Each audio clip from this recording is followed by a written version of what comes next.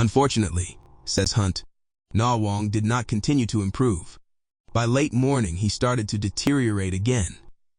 At this point, Hunt concluded that he needed to be evacuated, but by now the sky had turned cloudy, ruling out the possibility of a helicopter flight. She proposed to Jima Kale Sherpa, Fisher's base camp Sirdar, that they assemble a team of Sherpas to take Na Wang down the valley on foot. Jima balked at this idea, however.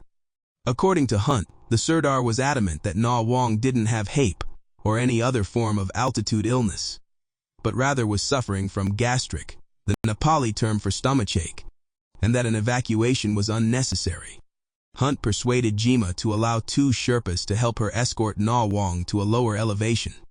The stricken man walked so slowly and with such difficulty, though, that after covering less than a quarter mile, it became obvious to Hunt that he couldn't travel under his own power, and that she would need a lot more help. So she turned around and brought Na Wang back to the Mountain Madness encampment, she says, to reconsider my options. Na Wang's condition continued to worsen as the day dragged on. When Hunt attempted to put him back in the Gamo bag, Na Wang refused, arguing as Jima had, that he didn't have HAPE. Hunt consulted with the other doctors at base camp, as she had throughout the expedition, but she didn't have an opportunity to discuss the situation with Fisher. By this time, Scott had embarked for Camp 2 to bring down Tim Madsen, who had overexerted himself while hauling Na Wang down the western Coombe, and had subsequently come down with HAPE himself. With Fisher absent, the Sherpas were disinclined to do what Hunt asked of them. The situation was growing more critical by the hour. As one of her fellow physicians observed, Ingrid was in way over her head. 32 years old, Hunt had completed her residency only the previous July. Although she had no prior experience in the specialized field of high-altitude medicine, she had spent 4 months doing volunteer medical relief work in the foothills of eastern Nepal. She'd met Fisher by chance some months earlier in Kathmandu, when he was finalizing his Everest permit, and he subsequently invited her to accompany his upcoming Everest expedition in the dual roles of team physician and base camp manager. Although she expressed some ambivalence about the invitation in a letter Fisher received in January, ultimately Hunt accepted the unpaid job and met the team in Nepal at the end of March, eager to contribute to the expedition's success. But the demands of simultaneously running base camp and meeting the medical needs of some 25 people in a remote, high-altitude environment proved to be more than she'd bargained for. By comparison, Rob Hall paid 2 highly experienced staff members, team physician Caroline McKenzie and base camp manager Helen Wilton, to do what Hunt did alone, without pay, compounding her difficulties. Moreover, Hunt had trouble acclimatizing and suffered severe headaches and shortness of breath during most of her stay at base camp.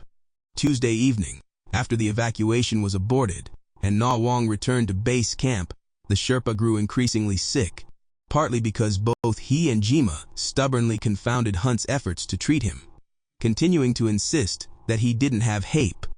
Earlier in the day, Dr. McKenzie had sent an urgent radio message to the American Dr. Jim Litch, requesting that he hurry to base camp to assist in Na Wang's treatment. Dr. Litch, a respected expert in high-altitude medicine who had summited Everest in 1995, arrived at 7:00 p.m. after running up from Farish, where he was serving as a volunteer at the Himalayan Rescue Association clinic. He found Na Wang lying in a tent, attended by a Sherpa who had allowed Na Wang to remove his oxygen mask. Profoundly alarmed by Na Wang's condition, Litch was shocked that he wasn't on oxygen and didn't understand why he hadn't been evacuated from base camp. Litch located Hunt, ill in her own tent, and expressed his concerns. By this time, Na Wang was breathing with extreme difficulty. He was immediately put back on oxygen, and a helicopter evacuation was requested for first light the following morning, Wednesday, April 24th. When clouds and snow squalls made a flight impossible, Na Wang was loaded into a basket and, under Hunt's care, carried down the glacier to Farish on the backs of Sherpas. That afternoon, Hall's furrowed brow betrayed his concern. Na Wang is in a bad way, he said. He has one of the worst cases of pulmonary edema I've ever seen. They should have flown him out yesterday morning when they had a chance. If it had been one of Scott's clients who was this sick, instead of a Sherpa, I don't think he would have been treated so haphazardly.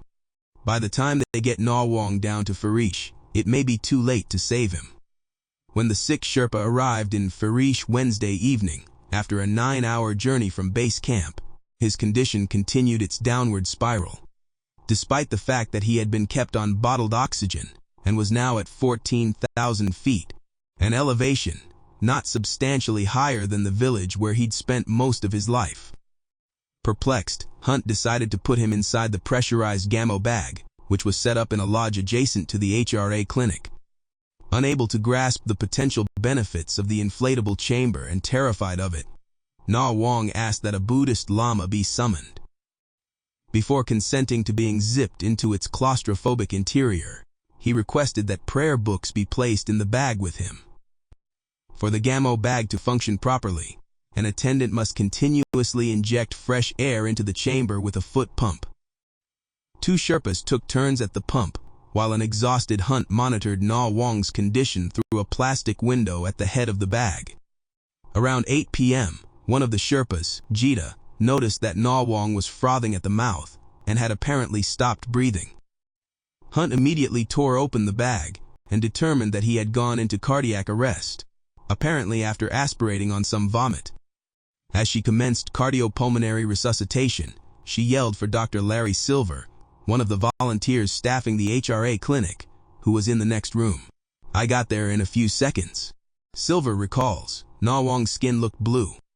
He had vomited all over the place, and his face and chest were covered with frothy pink sputum. It was an ugly mess. Ingrid was giving him mouth-to-mouth through all the vomit. I took one look at the situation and thought, this guy is going to die unless he gets intubated. Silver sprinted to the nearby clinic for emergency equipment, inserted an endotracheal tube down Na Wong's throat, and began forcing oxygen into his lungs, first by mouth and then with a manual pump known as an ambu bag, at which point the Sherpa spontaneously regained a pulse and blood pressure. By the time Na Wong's heart started beating again, however, a period of approximately 10 minutes had passed in which little oxygen had reached his brain. As Silver observes, 10 minutes without a pulse or sufficient blood oxygen levels is more than enough time to do severe neurological damage. For the next 40 hours, Silver, Hunt, and Lich took turns pumping oxygen into Na Wong's lungs with the ambu bag, squeezing it by hand 20 times each minute. When secretions built up and clogged the tube down the Sherpa's throat, Hunt would suck the tube clear with her mouth.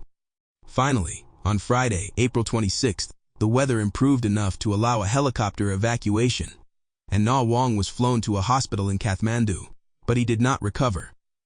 Over the weeks that followed, he languished in the hospital, arms curled grotesquely at his sides, muscles atrophying, his weight dropping below 80 pounds. By mid-June, Na Wong would be dead, leaving behind a wife and 4 daughters in Rolwalling.